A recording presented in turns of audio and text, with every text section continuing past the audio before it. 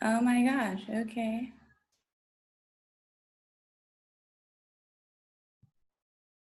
So just sending out the meeting to everyone so that we can get started. How do I?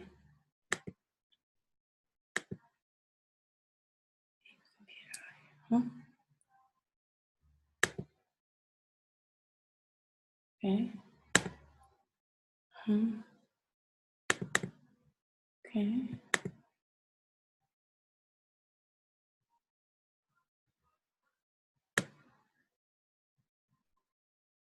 Awesome. Okay. So we're cooking with grease now. I'm just waiting for everybody to log on. Note to self, have the automatic recording start on command rather than automatically.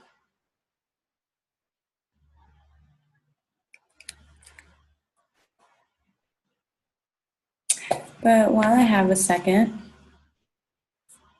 I'm going to review, try to pull up the agenda for tonight on my phone.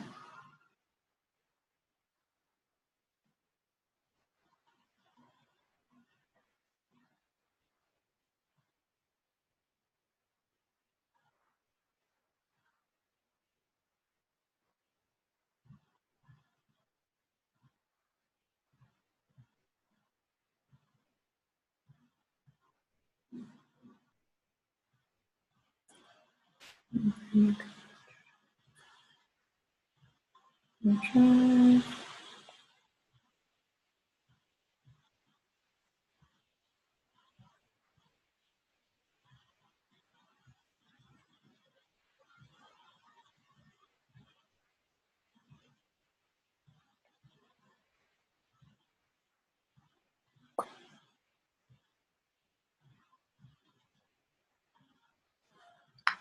Leo, my love, could you pass me the iPhone charger out of the charger square? I just need the cord.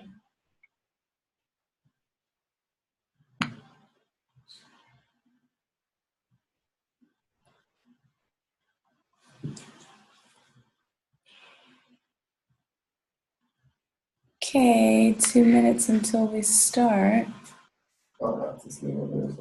Mm-hmm. You hear someone? He thinks he's an artist. Yeah, it's super, all kinds of keys. I didn't need this part. If you need to charge your phone, you can use it. Your phone's are charged? Okay.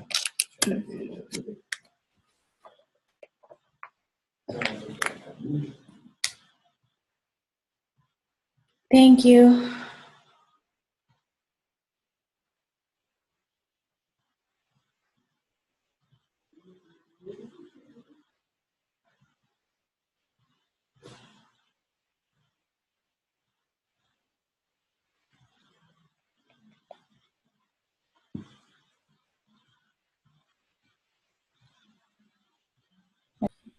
Record. All right. So welcome again. And what I want to do is just to go ahead and start things up. I'm going to let Gary have his Gary's Corner at the first half of the meeting tonight so that we can address, some different things Gary's got on his mind. Then we're going to go right through, and after that, talk to Amy as well as Ryan, and then turn the floor over to me for some, boring administrative stuff. I'm not going to take that long. I'm only going to take a couple minutes. I can't tell you how pleased I am with where we are as an organization. You can kind of feel the dramatic growth that's taking place and the underlying underpinnings of a major growth spurt in the future. If anything, I feel like my job is to harness things to make sure we don't go too fast, to make sure we don't miss anything, but things are really, really perking. And we had a great meeting this morning with the See Better, Learn Better partners, and I'll let Amy, I'll yield to her on all of that. But there's a lot of great stuff going on. Just today, though, I had one, I don't even want to call it a setback, but on the Jewish Jamaica thing, I thought I found, you don't know this yet, Annika, but because I talked to Samantha today, I thought I had somebody that was going to produce a documentary for me, which turned out to be just a treatment was their contribution. It's a great treatment. It's a path, and I'll be exploring that. But it actually reminded me that we have such a great program with See Better, Learn Better. It deserves all of our full attention just to make sure as a team we can maximize it. We've got tremendous opportunities that lie ahead. We made some important decisions today to protect those opportunities. And I don't really want to take up much time because we need all this time to discuss things. I just want to mention one thing. I got to be honest with you.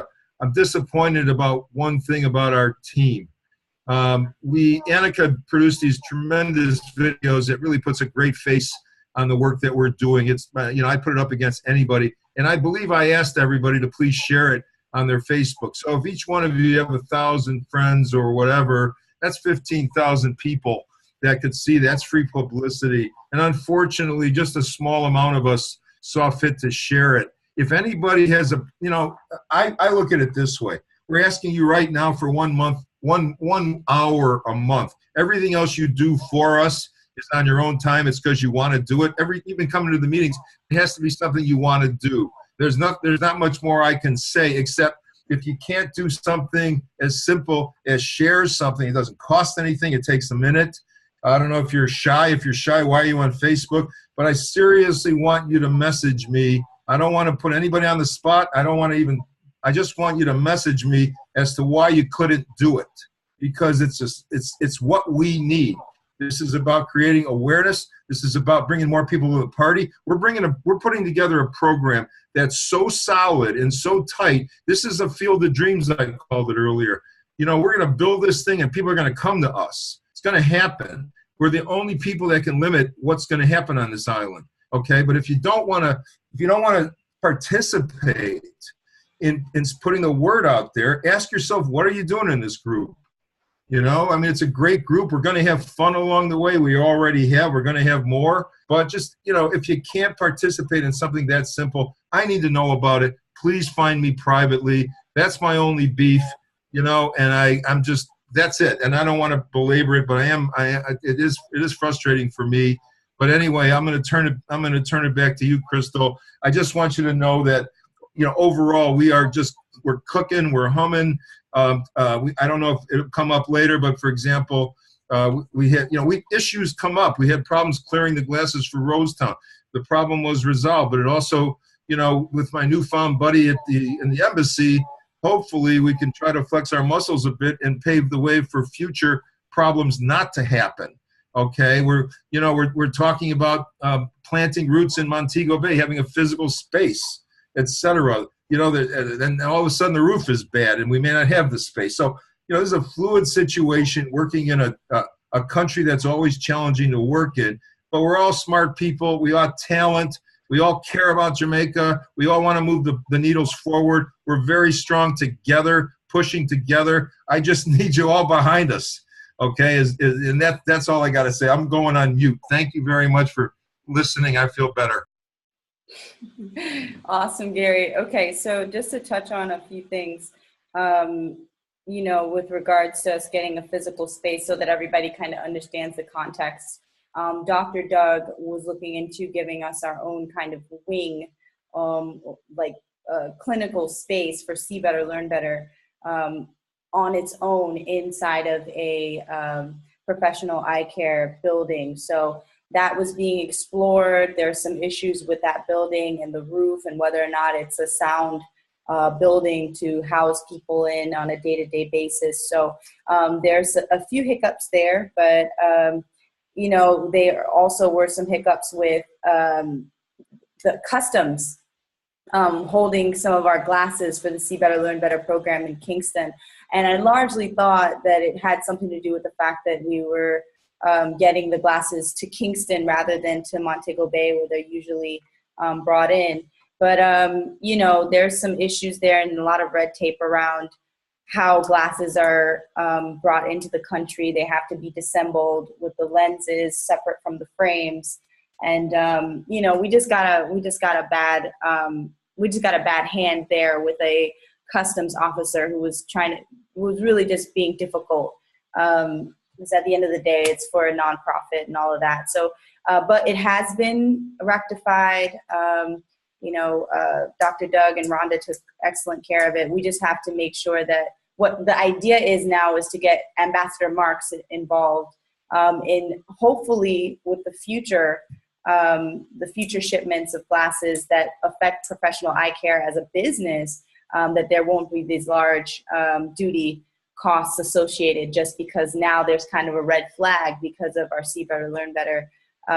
This one problem with the shipment, there's a red flag on all of the PEC shipments. So we're just trying to leverage our relationship with Ambassador Marks in the hopes that hopefully some sort of declaration can be made, some sort of, pardon can be given to professional eye care and every time they try to place a shipment. So I just wanted to clarify that so that everybody understands that we're on the same page. We had an excellent, beautifully run, beautifully moderated meeting today with See Better, Learn Better. Ken Cooney, Dr. Doug, Amy, myself, and Gary, and Dr. Doug's wife, Rhonda, got on there as well towards the end. But we had a really good meeting talking about the future of See Better, Learn Better and planning. And Amy did a wonderful job coordinating kind of like a 3-year plan for us to initiate going forward, just more like a framework. It's not perfect or anything like that, but it was an excellent framework that we can go by. And I'll turn the floor over to Amy to give us our See Better, Learn Better updates and, get us all up to date on that. Amy, are you able to hear now? Yeah, I can hear now. Gary sent out I had a call wrap up that I sent out to the See Better, Learn Better folks that Gary forwarded to Cornerstone. So if anyone wants like a real detailed coverage of what we talked about in the call, it's there. The shorthand is Rosetown classes are getting dispensed on Saturday thanks to Novia and Crystal. So that's where that stands. The Cove and Broughton glasses are in process. At the lab, they'll be taken back down by Dr. McCoy at the end of the month and dispensed. We are planning for November, the week before Thanksgiving, for our next clinics. That's about the 11th through the 17th. That'll be a big team again from Indiana University. We are going to revisit Mount Airy, which is one of the first schools that we went to. And then possibly another school. So we're in discussions about that. We talked a lot about the future and what our plans are, basically to commit to focus on Westmoreland, to really flesh out the program as much as we can, not excluding other opportunities, but just kind of keeping our Rotarians busy in Westmoreland. But again, we have lots of other opportunities to do other things outside of Westmoreland, outside of like summer programs and whatnot. We're not leaving that out of the loop. One thing about the customs issues, they are not actually resolved. Something we haven't talked about. Until we figure out whether or not we can get, they are they're in flux. We have glasses that were donated by Europa International that we'll be using. I've ordered them in multiples, so the frames are in country, with the idea being that then we're only sending down lenses, possibly uncut lenses. Therefore, we're not going to have any red flags about it being full pairs of glasses.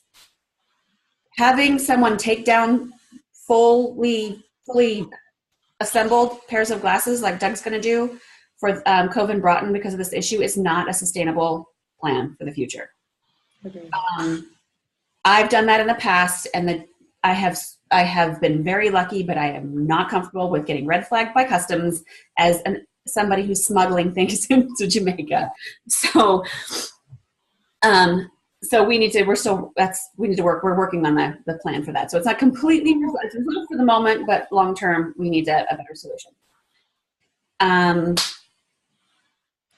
Yeah, that's pretty much the gist of it all. We're still, chasing Chase Fund.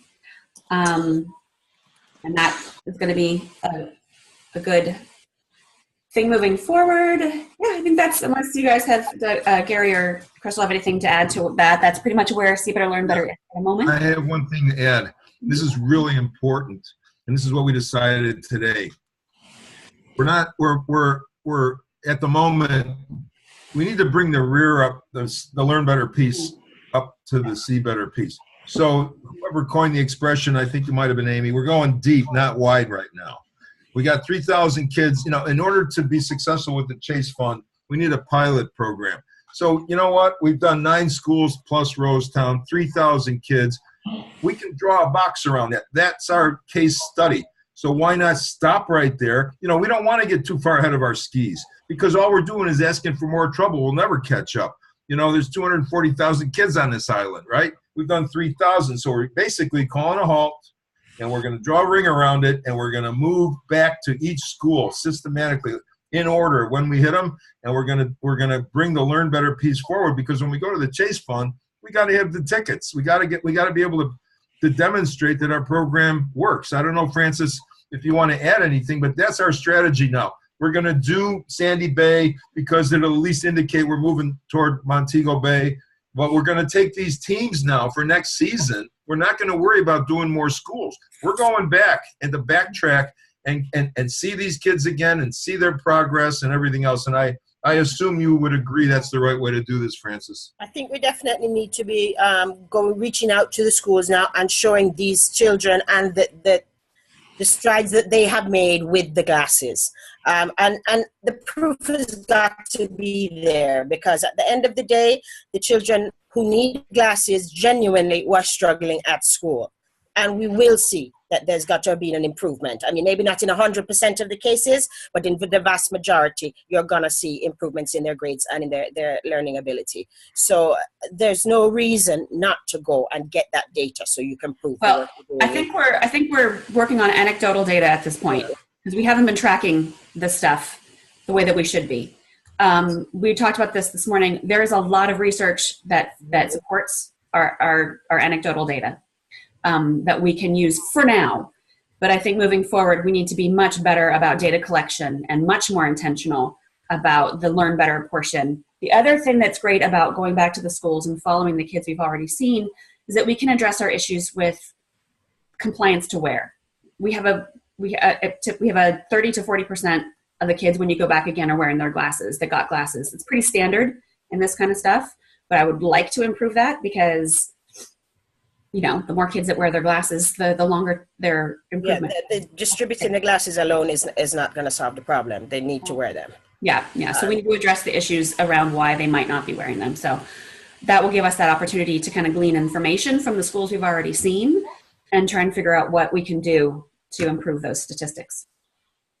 While you're doing that, some of the schools you visited were like over a year ago, maybe? Yeah. Well over? It was 3 years ago.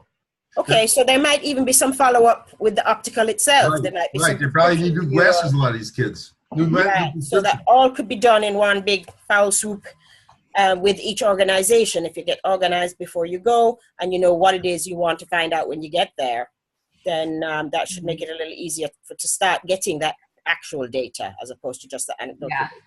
Yeah. Exactly. Any questions from anyone?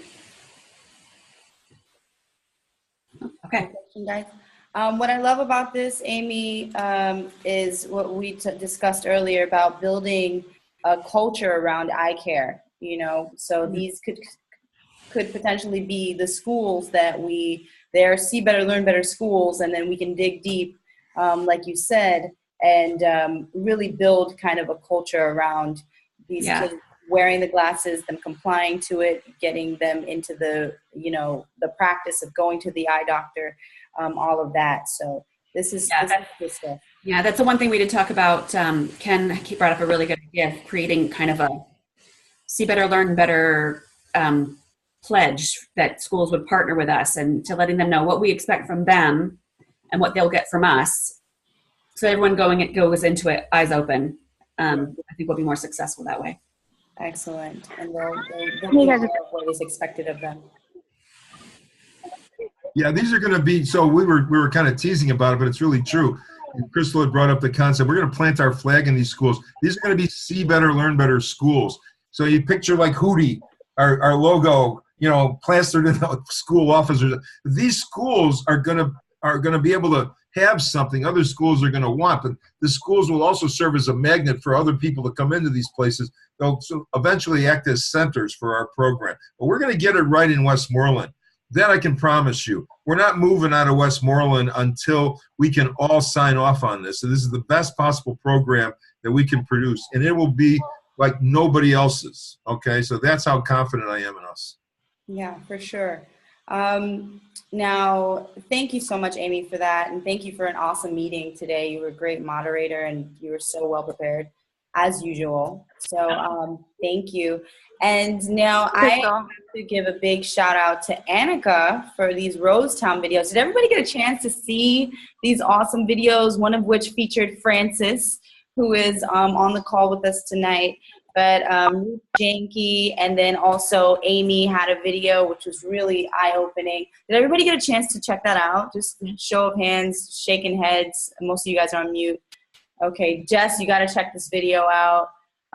If you haven't gotten a chance to check it out. While we're on the video one, based on the comment that Gary made, and his concern or disappointment, I haven't seen it because of, well, internet issues, and I won't go into detail. But Gary, you asked for us to email you personally, but you addressed it publicly, and I feel like really it needs to be public as well.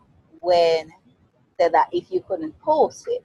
No, I knew that the videos existed. I saw a little chatter about it. I was without internet for a while, so I didn't want to use a megabyte. But I thought that we were, share it, but I thought that the purpose of the videos was to create a narrative. So in sharing the videos, we could present a uniform narrative. Like, this is what Cornerstone is about, or this is what See Better, Learn Better is about. I'm sharing this, Crystal is sharing that, Amy sharing that, Annika is sharing that. Because no doubt, I haven't seen the videos, but I've seen Annika's work, and I know that it is top notch. Based on her producing levels, based on how I've seen Annika at work in giving directions to her cameraman. So I really don't have to look at them to know that it's of good quality. But I'm saying, yes, we can share, but I think instead of doing spurts of things, I think our efforts should be much more coordinated and purposeful. So we need to share, but I think we need to share and be sending the same message. Because as you said, if I have 1,000 friends on Facebook, wherever, whatever, I'm sending one message. You're sending another message, or the message the idea is there, but it's not fully formulated. So as we go as Cornerstone, I really think rather than just, okay, this looks good, this looks hot, put it out there. I think this is the arena for us to say, okay, this is what we're going to do, and this is the message we're trying to send. This is the stage we're at, and we build from there. So I saw them, but I thought that this is one of the forum that we were going to, like, okay, this is the idea that we're trying to get out of. So I saw the message about sharing. I saw that, but personally, I don't put things on my thing that I can't give a narrative that I want to send. I have loads of photos, loads of things that I've done, but because I haven't fit the narrative in my head as yet, I haven't shared it. And this is my same approach to Cornerstone, because that level of, I may say professionalism, or not even professionalism, but maybe perspective or approach or outlook. Really, that is what I want to bring to Cornerstone, and I will not give less of myself in any arena. But that's my take on it. I think usually when there's a video, Gary posts, well, I upload it to the channel at first with a small description or a brief description of what is going on in each clip. So there was Ruth, there was Francis, there's Amy, and each had what they were talking about. When Gary shares uploads to the Cornerstone page, he also writes a brief description. What I would suggest is that we share from the same source. So we would share from Gary's from Cornerstone's page, and then we could add proud to be a member of this group or whatever. But Like a hashtag. yeah, the post I would get have that. already had the The description. description, but isn't that so? Who? But I'm just Gary asking. Who Gary does the had description? So it's left to yourself and Gary to do the description then.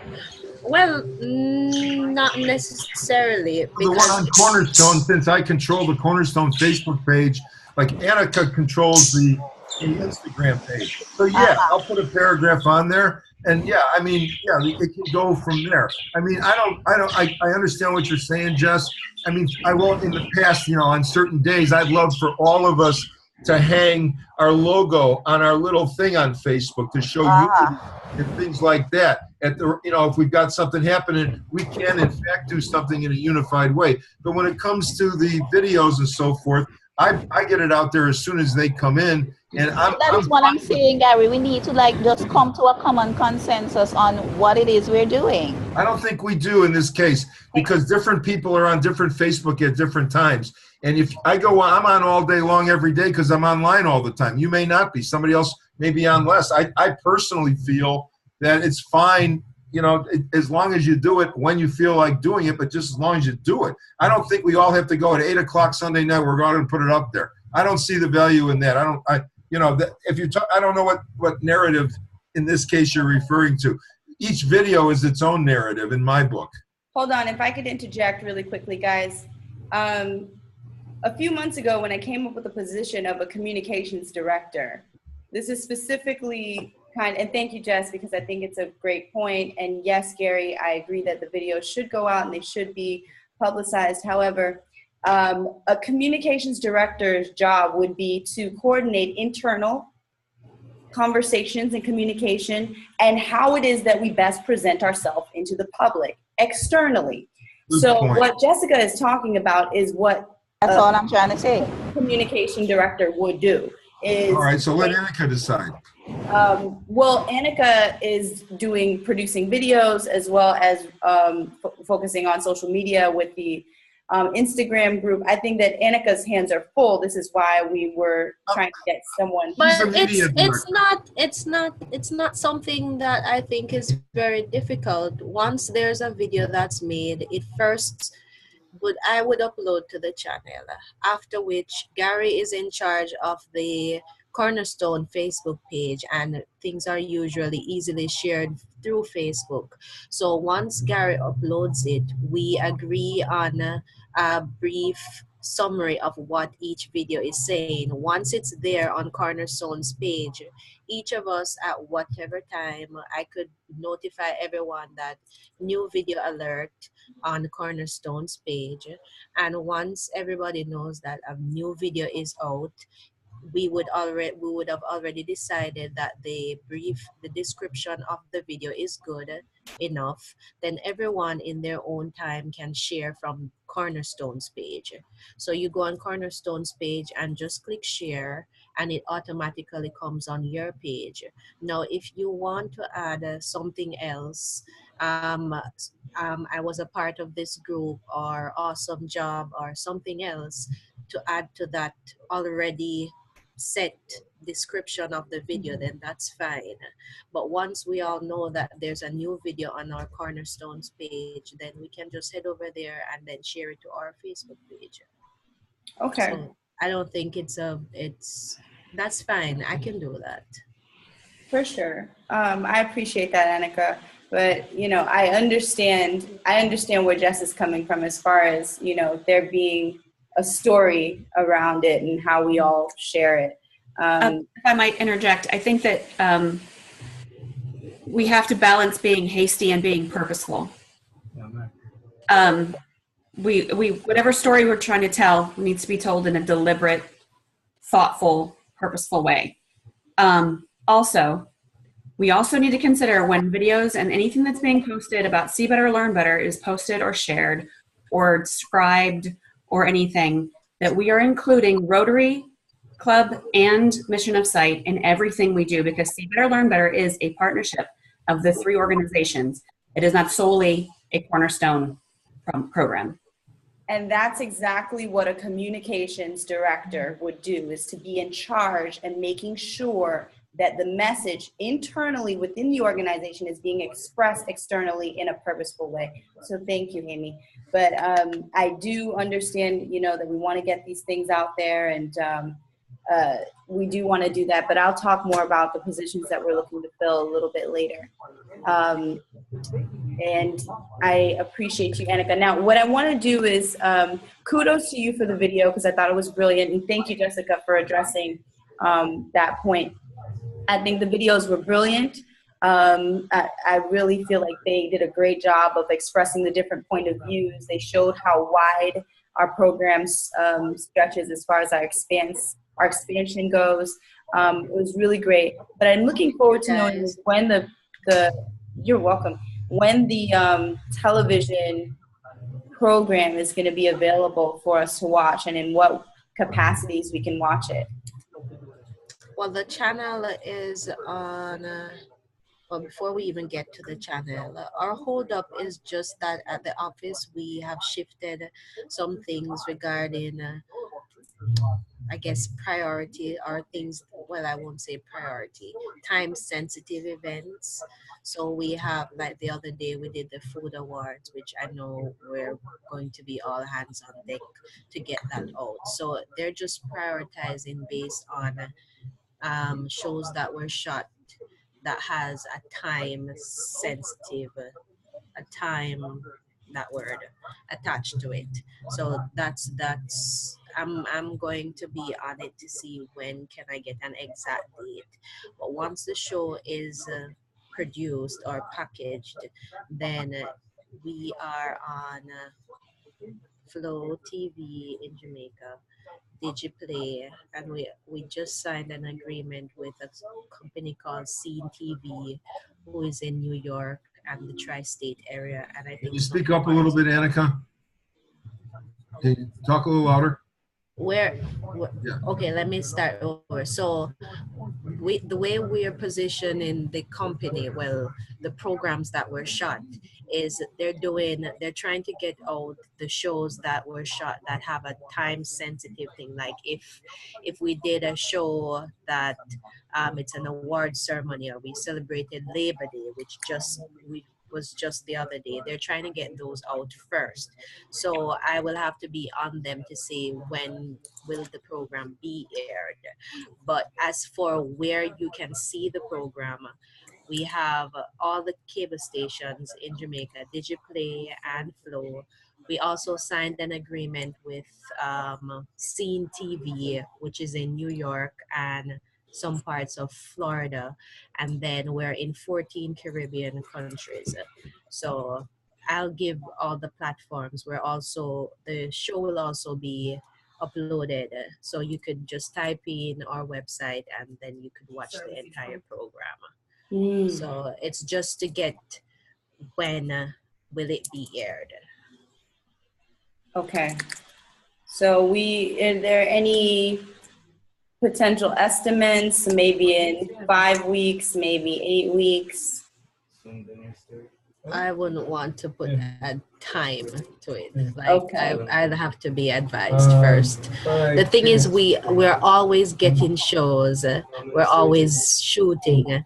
And if there's some things that are more time sensitive, like if we did a Christmas program, then we can't show it way after Christmas. So that's what they're working on, to have it in order. I got you. So there's no way we can based know on time. Pipeline. We're in the pipeline. Yeah. Okay. Well, thank you, Annika, and thank you for doing such a brilliant job. Just really quickly, I just want to jump in here before our next point. Alex is asking, she says, "Hi all, I'm still listening, but I don't think you are able to hear me when I come off mute. Just wanted to ask 2 questions to be answered in the call or later if you see them then. Number 1, what are the potential solutions for the customs issue? Number 2, and avenues forward to explore or contacts to look for. And number 2, How are you planning to measure the learn better part? Okay, I'm going to talk about the number one real quick. What we discussed earlier on the call, the post-meeting wrap-up, Gary and Doug talked about leveraging our relationship with Ambassador Mark. She's been pretty adamant with Gary about, let me know what I can do, how any way I can help. And now we specifically have an ask for her, given her power and connections in the embassy, and her, her gravity as a businesswoman here in Jamaica. she can understand how, some of the estimate costs this could cost professional eye care are upwards of $4,000, $5,000 US monthly for shipments that are coming in for them. So just basically getting her ear and involving her, perhaps writing a declaration for PEC, or even further than that, having within the declaration who they can specifically call on behalf, who they can call if they have an issue or a question, what minister or what government office or official they can call, perhaps the higher ups, the people that are in charge of customs, having some director, some minister that can be called upon by the customs officials to say, hey guys, we have this package here. There's lenses in one box. There's frames in the next box. We're not sure about this organization. We just wanted to clear this by you. For there to be some point of contact. If I could interject, because I had to leave the call before that conversation happened. I think that for PEC's sake, that's all great. I think that's really overcomplicating the situation for Sleep Better, Learn Better. I think ultimately the solution for Sleep Better, Learn Better is we manufacture glasses in Jamaica. We have the long-term goal. We send our lenses down under the auspices of Cornerstone Jamaica's official charity. Maybe not use PEC at all. Long-term sustainable solution is we do it ourselves. We don't cause red flags. We don't cause issues. My opinion. But that's we're gonna keep working through that issue. And that brings up the other thing you raised. Everybody will read it in your notes. That's the issue of creating a standalone See Better, Learn Better, which of course is an ultimate goal, but that also requires an infrastructure, funding, everything that Cornerstone's still putting together. So in fact, you might all be interested in, for us to go ahead with the Chase Fund, it is highly likely we're going in there as mission of sight. Okay, because they have the paperwork that we need, including a bank account, a history, etc. So that's kind of where we are right now. So it's going to take a while. Go ahead, Amy. Yeah, long term, as See Better, Learn Better, one of the things that we've always said that we want to do is train people and create jobs. For sure. And so long term, that's, doing it in country is working towards that goal. Yeah, which is a great selling point for the Chase Fund, and it's all true. We do want to become an organic Jamaican organization long term. There is a very acute short term problem, for sure, that we have to. One thing I wanted to know, Amy, and I know that we've talked about this at length as far as creating jobs and training people to do kind of like the optician tech work and creating those glasses. The issue is that right now, PEC is their argument, that they do put the glasses together in Jamaica, that they do employ Jamaicans. That's something that we touched on as well. So we don't want this big bad wolf to come back and haunt us either. So, that while we do want to do that, that is kind of what their argument has been, and still, hasn't gotten anywhere. It still is infringing upon business and cash flow and all that. So I think at the same time, we do kind of want to figure out every kind of solution, because apparently, saying that we're creating jobs and that we're putting the glasses together here isn't enough. And it's unfortunate because sometimes in Jamaica, these things happen where it's just someone decides that, no, I'm putting my foot down. I have a well, if we have an edger and we have at the very least, we're bringing lenses alone down, then it's not an issue because there's no frame associated to it. So Okay. just lenses. And just manufacture the frames here is what you're saying. No, the frames are being set down separately. We have an entire inventory of frames that we've been donated from Europa International that can come down completely separately from the lenses. So I think it's a situation we have that we're working through that, and I'm really sorry that this impacted PEC the way that it did. Yeah. It was really unfortunate, and I feel real bad that we are the red flag that potentially cause problems for them. So Alex's other question was, how are we going to measure Learn Better? Yeah. That's a big question. How are we going to measure Learn Better? We talked today about reaching out to people that can create a research study around our outcomes. And I think we would have to defer to the experts in research to figure out, the best way to go about doing that. I don't know exactly what that is. But I think we have resources, at least to get started thinking about it. Yeah. Crystal, you had some thoughts on that as well. Yeah, for sure. As far as measuring Learn Better, I think that a big part of it is attracting the talent that we need to do that primary research and gather all the secondary research that has already been done. I think that's the big key here. So, we have had Katie Como, who, was, doing research at UE, but she's back at Notre Dame now. And she is, helping us kind of like a consultant, pointing us in the right directions, but we will need someone dedicated, working partners who are going to take that task on, who have the skill set to really follow through and get it done. So I think a major part of that is attracting new talent that's going to get that done. So did you have anything to add to that, Amy? Sorry, no, my cat apparently does. But no, only that, we're going to need to seek outside help for that because as far as everything I've read, that research is best done by an unbiased outside source. And I am in no way unbiased where Steve Better Learn Better is concerned. We know that. We know you've got a heart for Hootie. So I just want to just get through so that we can talk about some of this talent that we want to attract into Cornerstone, right?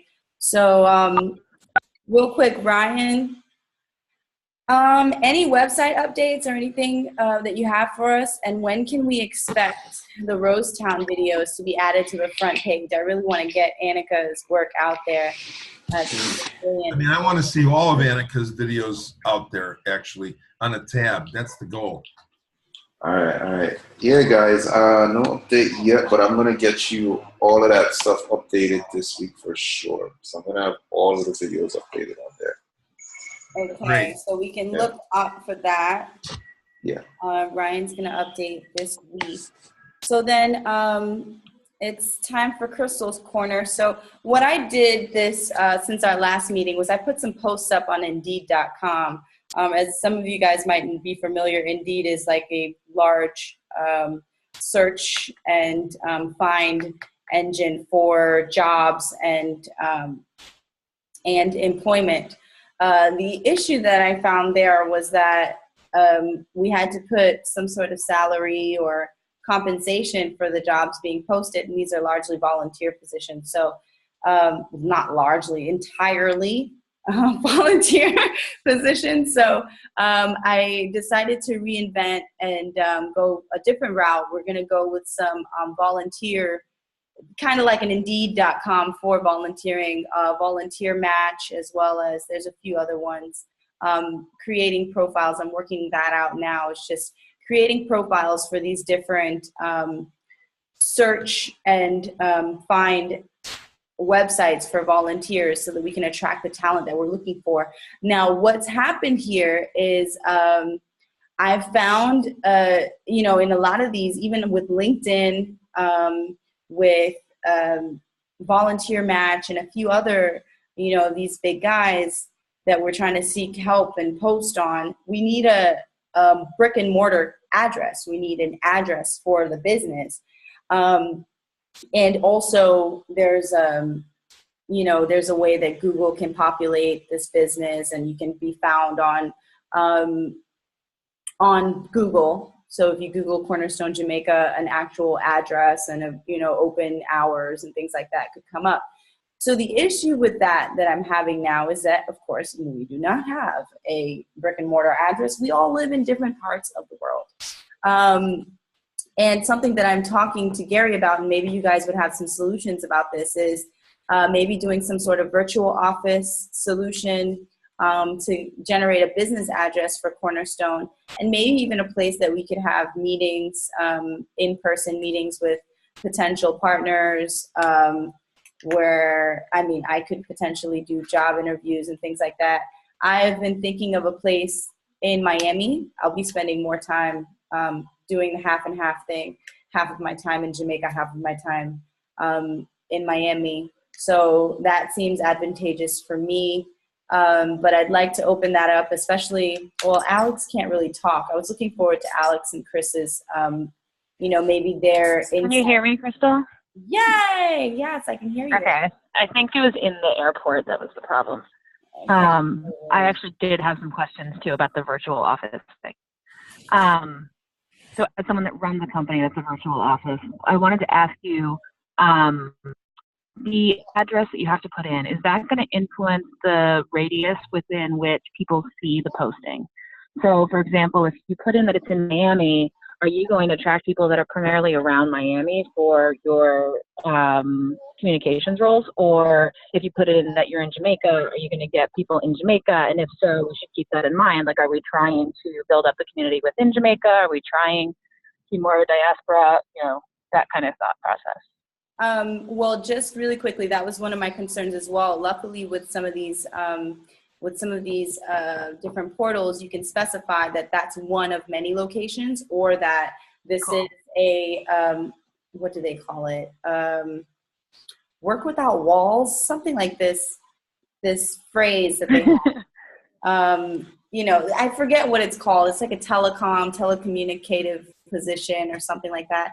So we can specify that, this is, you don't have to be in this area. You can be on your computer from, various parts of the land. So with some of the searches, you can click and select whether or not you want it within 25 miles of the headquarters, or if it's a global reach, or if it's a telecommunicative position and what have you.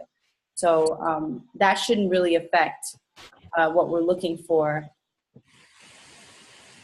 Do you have Got it in Miami? What was that, Amy? You have a WeWorks in Miami?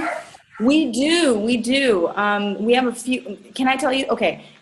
When I graduated from grad school and I did my first business and I was coming out of school, there were literally 3 co-working businesses. Now there are 47 options for co-working. So, Miami has become a booming kind of like a startup hub. So with those greater options and more competition, the prices have kind of gone up. So I'm really working on a budget. I'd really love for us to be spending no more than $100 a month on this thing. If Gary thinks the ceiling is too high there. So I want to bring this thing in under as low as possible. But I do know that it's super important for us going forward. We got to figure something out. And I just put this out to all of us to see maybe if we could put our heads together, if there's some other thing that maybe, you guys know about that I don't know about, maybe a cloud-based thing. I don't know. But I'm really looking for a solution here, because right now we can't really post on LinkedIn or with Volunteer Match, and I forgot the other entity we're posting on, but we can't really post on there unless we have a brick and mortar address to go off of. So, and then also I think it would look really good for us to have, a place of business a face, if you will. So, So, you guys have any thoughts? quick question. With the brick and mortar locations, are you guys going to be there? Like, are you going to be there or someone else going to be there working with the intern? I would be there. Right now, what I'm working on is I'm going to be in Miami the month of July and then come back to Jamaica for the month of August. I'll be there for the month of September, come back to Jamaica for October, go back for November, go back and forth. So that's my schedule. I know Gary doesn't get back to Miami until November, thereabouts. So I'd really be using it for not only the virtual office, the actual, virtual, the door and the address and all that, but also for meetings and going there when I'm actually in the city. Okay, gotcha. Yeah. I gotcha. Because, there's a bunch of them.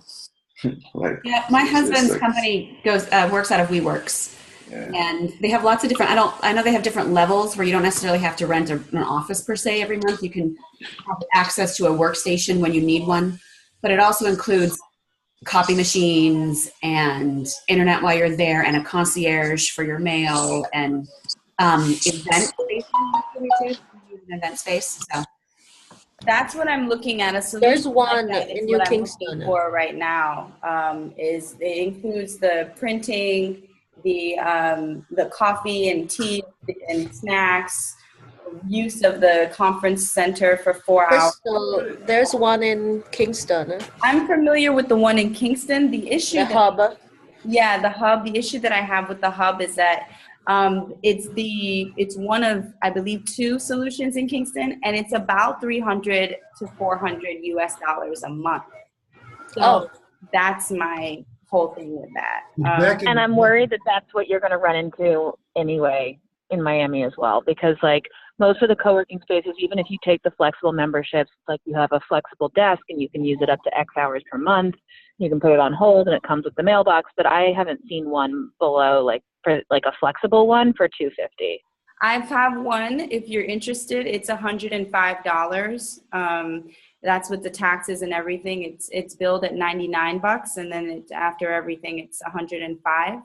I can send you their information if you want. That's what I'm looking at closely. And the thing that I like about it is that the mailbox is not extra. The mailbox concierge, them taking pictures and digitizing of your mail and sending it to you is not extra. It's included in the membership. And I was with a co-working space before that with my health coaching company. That was $99. It came up to 100 and something. That was the cheapest solution in Miami, period. What's the... Alex, where'd you go? Did you lose me? Okay, got you now. What's the company name that does that? It's called, you can find them at Miami Workshops 360. I'm going to send you, I'll send everybody in the chat now So back in my day when I was your age, we used to use, companies like this used to use post office box numbers to kind of establish something, and mail would come to the P.O. box and people go to the post office and get it out of there. Okay? So it sounds to me that that's what you're trying to recreate, except you want a physical space behind it, right? Exactly.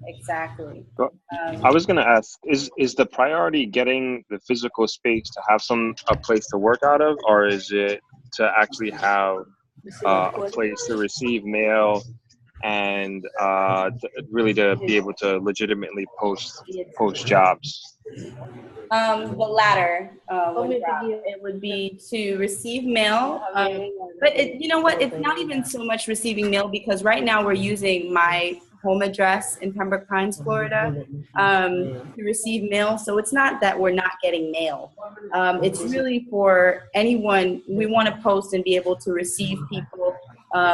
If we're going to look for talent, have them have some place that they can meet us, that they can associate with a workspace, and for us to have a presence on like a a place that if you find us online, that you can also meet with us in person. So like the future talent that we're looking for, they would potentially be working out of that space as well? Yes, potentially. Potentially. And specifically, because with some of these things, you can only have like one person working at a time. So I would probably have it set up where whoever, if there is someone based in Miami, they can meet me there, or, you know, we can work there. I would have to potentially be present, or one other business partner can come in and out. But it's really, I really do want to keep us satellite, but should we need a place to work and have a meeting in person with someone who's new to the organization, that we have one. And I know we've got Soho Beach House. Gary loves to take partners to Soho Beach House, but in the event that Gary's not there, we want to be able to have a workspace, and they won't let us use their address either.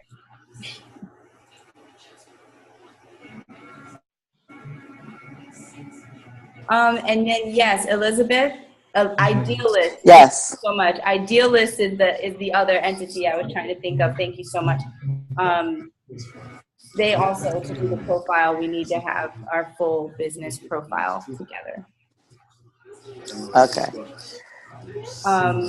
Who else? We talked about WeWorks. Oh, and then I just provided the link to MiamiWorkshops360.com, where that you can see the levels, what they offer. And I did call and speak to the manager, Molly, who confirmed that the mailbox is included under the creatives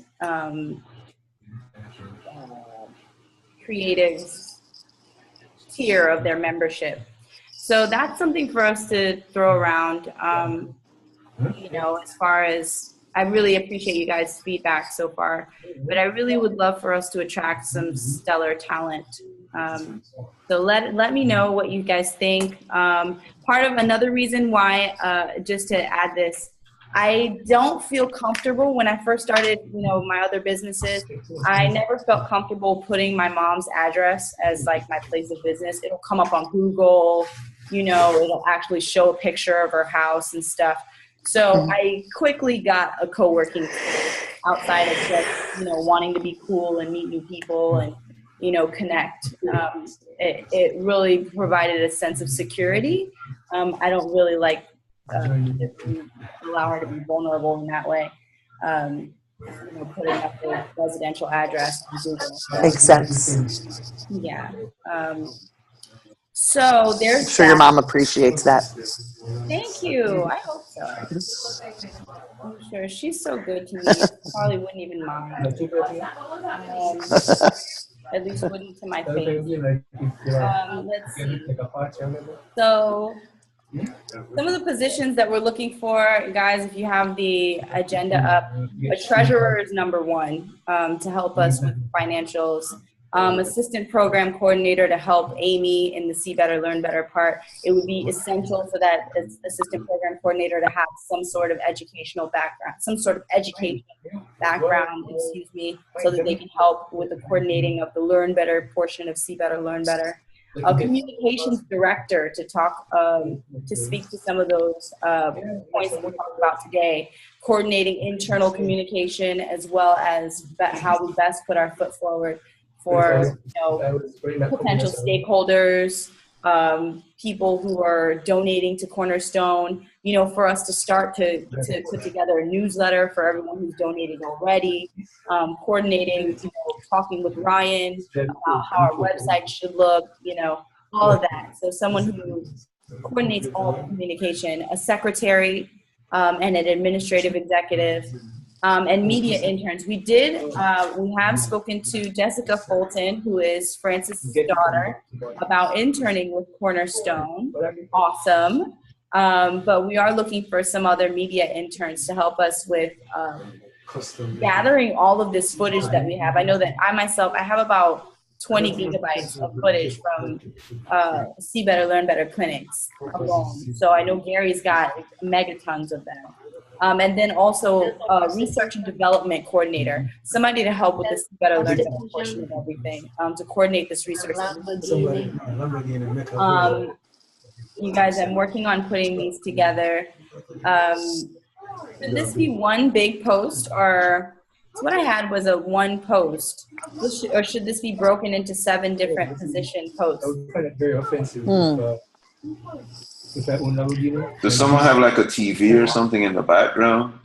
Anika, you can mute. Yeah, there's like a lot of like background noise. Oh yeah. How did other places post it? Do you remember when you were looking? Did they put them together or separate? Some they did both. Some had overview of the organization, and these are the positions that are open. Please contact so and so and so about the position. I would do that. Yeah, just okay. I was just wondering if maybe it would get a different. I mean, I think either way works, but a person could look, and then you could they could potentially, apply for more than one also. Awesome. Okay. If they think they're, If we could chat a little bit about My Assistant before you post that posting. Yeah, for sure. Yeah. Okay. I'm just before anyone would be hired, you would be in on that process, Amy. Just so that you know. I'm just not aware I need an assistant, so. But we can talk about that more. Oh, when you said what? I said we can talk about that more, but I'd like to have a conversation about it before that gets posted. Okay, no problem. When I asked you if you wanted assistance in your department, I think I asked you when you were here in April. This is specifically what I was referring to was us attracting talent specifically for this. So we can talk more offline for sure. Oh wait, what? Is that Liz?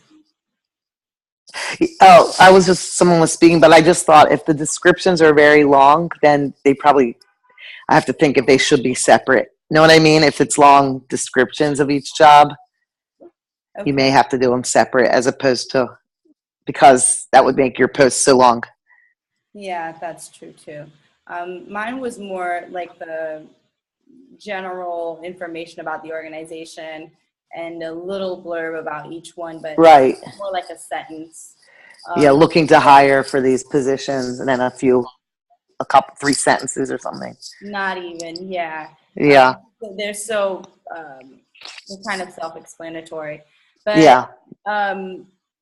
One really quick thing, Jessica mentioned at the end of our last meeting when I have us, have this, if there's anybody who wants to stick around, Jessica made a really good point about t-shirts or polo shirts for our partners, especially the ones in Kingston on the ground here, as we go to different, we'll be at Rosetown on Saturday, and it'd be nice for us to have some sort of t-shirt, some sort of representation to say, okay, we're from Cornerstone, Jamaica, and it'd be pretty clear that we're professional, we're an organization, and this is what we're doing, and these are our shirts and stuff like that. So I just wanted to get feedback on who would be interested in shirts.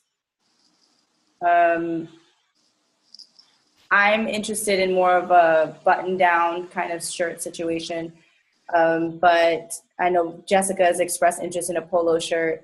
I like polo. I like both. Depending on where we're going. Have both. But it's good. And if we're going to be physically active, a polo is good. So if we sit down at a meeting, if it's a presentation kind of thing, it depends on the time. So 2 shirts. So 2. An Oxford. We normally have an Oxford and a polo. Okay. So I've gotten quotes. Gary votes polo. I've gotten quotes from Express. I like t-shirts.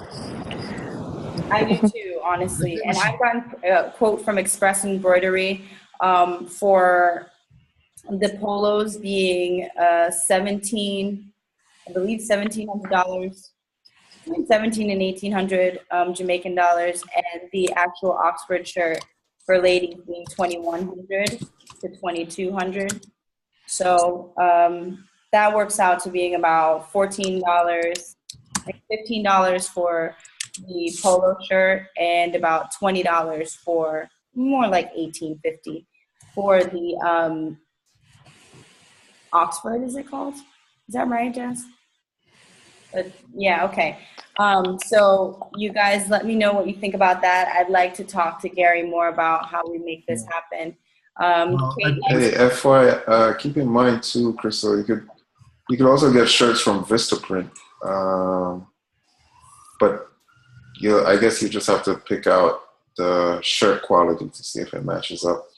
Yes, and Gary has another partner who does, someone else who does shirts as well. Yeah, because they have cheap ones, but then the quality of the shirt is also different. So you got to go through the description because they have. I want to get the best quality because I mean our Cornerstone shirts that we currently have are really good and they last. You know, the cheapest are probably not the best because they're not going to last. So I vote for the quality, and I don't think we have to vote T-shirts versus polo versus Oxford. We can just talk about all of them. Okay, I just think that's a good investment. I think so too. I like the idea when we go to a clinic, just like the optometry teams come in, we should be wearing the same shirts. We're a team, and we should reflect that. That's how I feel about it. Yeah, awesome. Definitely. I have a long history with T-shirts on trips, but I think something that at least for the teams, you know, it would be cool for the See Better, Learn Better teams to have like a Scrubs shirt or something, or at the very least a name tag that's nice and obvious. T-shirts with lots and lots of things on them are not my style. What do you guys think about having like a nice quote on the shirt or something positive on there instead of just like the Cornerstone logo? It will just say something, you know, like I don't know, something nice. Like a tagline. Yeah, like a tagline, just a simple tagline.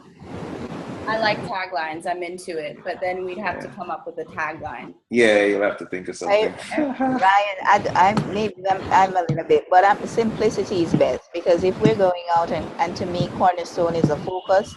The logo, decent size on the shirt, that's it.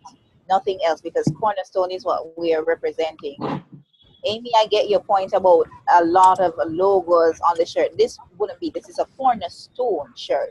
Not the partnership reflecting like I think the one like we have, but this is just a Cornerstone thing. So the tagline could be cool too. You can put it on the shoulder, but I think you see when you have one thing focusing on, because the message is uniformity and what we're about with the shirt. It's just branding. So we also it want would to be keep one costs aspect low. of branding. Yes, thank you, Jess. And we also want to keep costs low. Tagline extra. You guys did not. That was not included. Always saving me money, Crystal. Yes. So the Cornerstone logo is awesome and perfect thing. So great. Okay, so the next thing we're working on is Oxford and polos. I think we've kind of got a consensus on that. And Novia, what was that? Jessica, I get your point about just having the logo, but at this point, nobody really knows what Cornerstone is about. I mean, the general public, if they see the logo, will they really know what we're about? So I think the tagline would be good to just give persons just an idea of what the organization is about. But here's the thing, the logo generates a conversation. So you see when they read, they will read and say, okay, Cornerstone, or they'll read the tagline and think they get it. But it's just like the pin. And I can speak to this because that is where it's coming from. I wear a Cornerstone pin. It has nothing but the logo on it. That's it. And person will say, what's that pin about? And there is where that's why I say control the narrative. Tell them what it is about. So it's an entry point. It's a discussion starter. See, this is my entry point. My little ropes on my glasses, just because they're Rasta colors. Okay, but to me, the only thing I might want to add would be the Hootie logo. Just because, again, it's another, it's a conversation starter. What's the owl? What's that all about? And then we can get into the conversation with you. Personally, that would be the only thing I'd want to add. Hootie. I don't know. I would want See Better Learn Better to have its own shirt personally. Yeah, because if you put the Hootie logo, then you would have to put Mission of Sight and then Rotary And Rotary and and Grill. then everything else. Yeah, then it confuses the issue. I Okay. think All right. See Better Learn Better now, but that's not all it's ever going to primarily. Yeah. So All right. Well, we can have this conversation another time. Okay. These are the problems we want to have, right? Yeah, this is good stuff. Really quickly, guys, I spoke with our representative, Julie Chen, about our IRS update. I don't know, I think she's really comfortable with me at this time. She's told me, yeah, everything looks good so far. I haven't gotten through it with checking it, with reviewing it, but it looks good. I'm like, okay. Anything else? She's told me she'll get back to me. So I'm looking forward to that. One thing that I did want to say about the Charities Act in Jamaica, I kind of want to hold off on that just yet. I'd really like for us to get our ducks in a row in the U.S. and then potentially focus on raising funds in the U.S. solely for the purpose of distributing to Mission of Sight and any other organization we distribute to, or whatever programs that we decide to focus on, or just our own administrative costs and things like that, before we go into the Charities Act, because it's a little bit more of an arduous process that we will need a Jamaican lawyer to basically facilitate for us. And we are under the understanding that we don't need to be recognized by the Charities Act right now at where we are. The focus would be on our 501c3 status in the States. So I'd like to focus our attentions on that. And I just wanted to give you guys an update about that. By next month, I should know our status with the IRS, and just everybody keep us in your thoughts and prayers that it goes through. This 501c3 status has really been a long time coming, and we've worked really hard on our application, our subsequent application requests of more information and all of that. So, and it's really going to be a good look for us to have that done for our proposal for Ambassador Marks, whatever it is that we choose to propose to her, as well as the Chase Fund. Now, I just wanted to touch on another thing I wanted us to touch on was, doing business in Jamaica has been a little bit of it's not been the most pleasant experience for me on several different fronts, from the tax office, working. Bless you, Liz. Thank you. Sorry. Should have muted.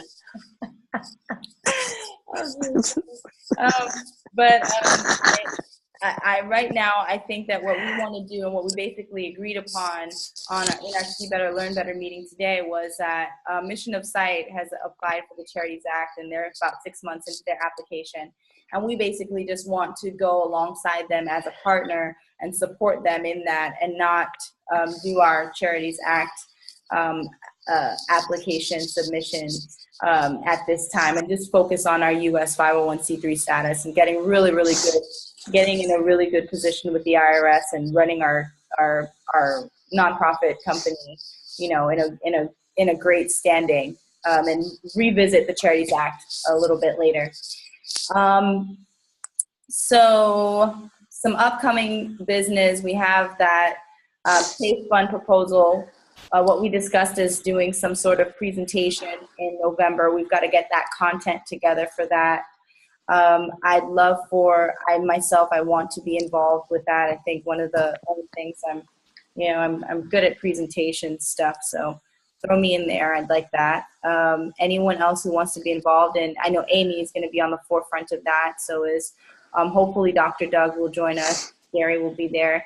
And I'm hoping that we get some help on the content side as far as putting the proposal together. I know that Amy and I will definitely roll our sleeves up and get, hands-on with it. But if anybody else is interested in getting involved with this Chase Fund, this opportunity for funding for See Better, Learn Better, we'd like to open open it up for everyone. Please let me know if you're interested in getting involved with that. You can shoot me a message in the chat. You can raise your hand like Jess. Okay, perfect. And Jess, I know that you were at the meeting with us that fateful morning, so I know that you're interested in getting involved. So we'd love to have you. Gary, you got something?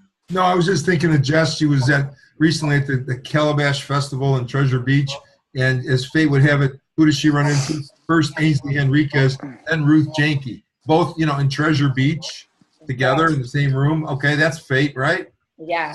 Yeah. That shocked me. I was wondering what could have brought all of these people together. Calabash Festival. Now I know. Okay. Yeah. And thank you again for sharing that, Jess. I'm going to open the floor up for questions, guys, before our meeting time runs out. Anybody got any questions? Do you have any answers? We presented some open-ended questions tonight. Nope, nobody. Sheldon, were you on this call? Is Sheldon here? Sheldon's pretty good at jumping on at the end of stuff. Sheldon's got a burner phone just for these meetings. Yeah. Oh, man. Nope. Who's that on the bottom? Who's that 917? No, he's 630. Sheldon. Okay. There's a 630 and a 917. 917 is New York. That's Alex. 630 is Sheldon, I guess. Okay. Anyway, Crystal, great job running this meeting. I think we covered a lot of great ground. Look at Ruby. Thank you. I really want to know what Ruby thinks about the whole thing. Oh, she's so cute. Oh my God. I'll tell you guys, if you guys want to listen, she's been screaming this whole meeting. Is that right? There we go. So sweet. Hi, Ruby. So, guys, if you don't have any more questions, I will move that the meeting be adjourned. What's the date of the next meeting, Crystal? Hey, good question. That is July 1st. No, July 2nd. Okay. All right. July 2nd, same time. Thank you all for taking the time out for this. This is what we need. We got to work as a team. This is great. Yes, for sure. And thank you. Yes, I second that. Thank you, guys. And if there's anybody that wants to stay on, I'll be on an extra 5 minutes. If there's anybody that wants to stay on and, talk to me just one-on-one, I'm here. Anybody, any takers? Oh, I have a question for you that we can After? Yeah. Cool. All right, guys. Thank you so much for joining. Bye, everybody. Stay out of trouble. All right. Take care. Good trouble only. Good trouble only. Good trouble. Hey, and congrats on alternate months in Miami and Kingston. I want to be you when I grow up. Oh, thank you so much. It's been a long time coming. Yeah, that's awesome. That's great. Thank you, Liz, and thanks for joining. Man, I'm sorry I missed the last two. I felt bad, but I couldn't get internet in Cuba, and then I want to be conference. You when I grow up. You're in Cuba. It was a good month, but now it's now it's New York City. And it's freezing. Oh my goodness. Oh man. So thank you. Thanks everyone. No problem. Thanks, Liz. Have a good night. You too, everyone. Bye bye. All right, guys. Good night. Night, Ryan. Thanks for joining. We call it January in Seattle. January in Seattle, Amy? What's that? January. Oh, January. Oh my God. No fun. In regards to the assistant, yeah, I do. It's not that I don't think I need help. It's just that before we go out searching for someone, I'd like to have input on what that help requires. Yeah, for sure. The question I had, and I could probably answer it myself if I follow that link you sent, is did you see on the Chase Fund stuff, like do they have like, can we just ask for like however much money we want, or are there kind of like levels about like how much money we can ask for? I was wondering the same thing, and you know what makes me think that there are really no limits to what you can ask? When Alicia, the executive director of Ute, leaned over to Gary and said, think big, like this is the big leagues. She's like, think big. think millions. That's what makes me think that there's potential here for us to really ask for some big dollars. So yeah, because that's, I mean, when I wrote that up, all the things I wrote up on, I came out at the end of the thing with 3 years. If we pay for everything ourselves, it's like almost $1 million. And then I got to thinking, like, when we're doing this, do we know what we're asking for? Have we determined how much that's a big thing. We need to figure out how much we're asking for. That's right. And I don't want to ask for too little. And then it's kind of like when you're doing a job interview, right? And they say, how much do you want to make? And you say, I want to make $30 an hour. And they're like, okay. And they're like, well, shoot, you ask for 40. Yeah. No. So I don't want us to be in that position, but then I also want them to look at it and go, what the heck? Yeah. That's crazy.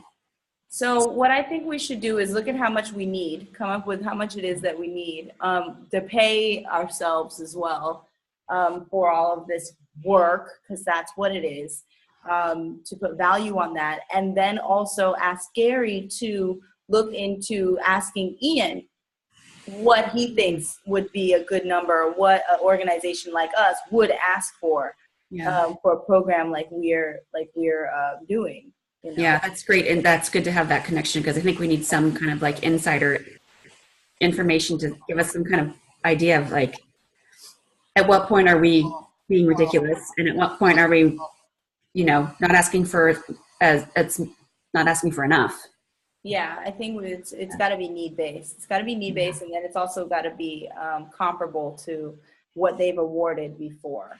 So we can look into that. And then how can I find out? We got to see what grants they've given and how much they've given before to what programs. Yeah, I think that's important for both the health and the early learning. We have to see if there's like one trend's higher than the other, or if there's some way we want to approach it that way. Yes, exactly. Yeah. That's kind of been on my mind. Like we can ask for the sky, but I don't know what's realistic. So this is good stuff. I'll ask Gary about this as well. I agree on that building in. Like you may have noticed in my proposal, I built in a salary for myself. Yes, girlfriend, I noticed that, and I thought, yes, Amy, yes, that's exactly what we need to be focused on, because this is work. It's work, and you got to live at the end of the day. I can't think of a job that I can have that's going to be like, yes, be gone for a month.